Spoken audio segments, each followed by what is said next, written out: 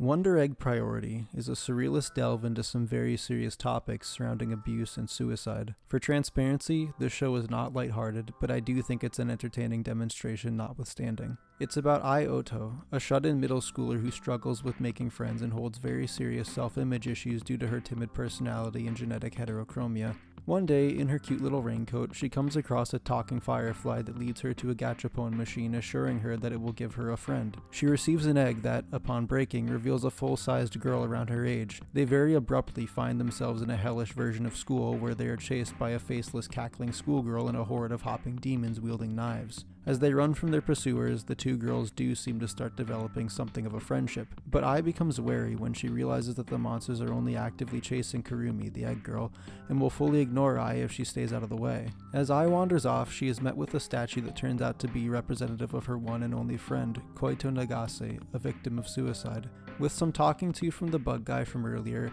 who seems to take whatever form is convenient for him, Ai believes that she has found a way to bring Koito back from the dead by helping the egg people. Some simple deduction will tell you that the laughing girl must represent a bully that Kurumi had in her own life, a fact that is later confirmed by the bug guy, as the people in eggs are also dead people that were victims of abuse or bullying who are incapable of escaping their traumas on their own. With this, Ai jumps into action to save Kurumi by smashing the bully with a big dream hammer. As Kurumi disappears with a soul less bound to her abuse, she asks Ai to remember her and the time they shared together. These events take place in a dream world, but it's not clear where a solid reality ends and dreamscape begins. From our perspective, something I think is very intentional, particularly in light of the fact that injuries she receives in the dream world have very real consequences outside of it. The series after seems to focus on Ai buying more eggs to help more ghosts with their traumas. Along the way, Ai appears to be learning from each individual, denoted by their asking of her not to forget them by incorporating something from their interactions into her physical life. It's great to watch as she grows increasingly sociable and confident the more she relieves her own traumas through learning about others. There's a lot to love so far about this series. It's scary because it does a great job of giving you a taste of the fear these characters go through in their struggles by placing you in these situations with them, where they are literally pursued by their inner demons, often represented partly by a sinister version of a regular-ass person. It's tense, it's uncomfortable,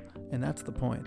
The show is also gorgeous. It's one of the most aesthetically impressive series this season in my opinion. The characters are often extremely realistic looking while retaining still a clean, cute, modern anime chic simultaneously. I think Koito's design is the perfect example of someone I can imagine vividly in reality despite her obviously anime appearance. They're also recognizable quickly, each having their own flair that tells you about their characters at a glance of just their outfit, expressions, and postures. The settings are well detailed too. The themes aren't subtle, but they're poignant nonetheless. Broaching topics like suicide, bullying, and complacency when seeing people get hurt is not simple, fun, or easy, but I think the show does a good job of making artistic and emotional references to these points while still crafting an interesting and engaging world, fully developed characters, and meaningful but engrossing conflict. It reminds me of Yume Nikki in terms of touching upon dark and serious themes through the lens of surrealism and a similarly unsociable character, although this appears to be going in a more positive direction. It also dredges up similar emotions and tensions you might find in Satoshi Kon's works, particularly Paranoia Agent for me, although I think it's safe to say Wonder Egg Priority is a bit heavy-handed in comparison.